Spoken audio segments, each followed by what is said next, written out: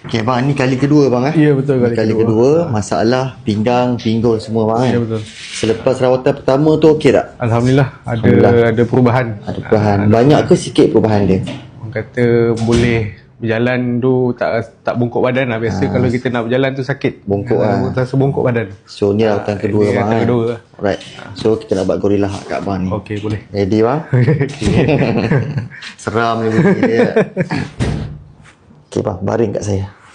Okay, rembuk je badan. Letak je badan abang kat saya. Okay, tarik nafas. Lepas. Okay, lepaskan badan. Lembut. Baring. Terus tak bermaya. Sekejap. Hasil pinggang. Okey. Kita tarik nafas. Lepas. So korang yang mana ada masalah pinggul, masalah pinggang, dapatkan rawatan kat sini, InsyaAllah. Abang ni kali kedua. Right.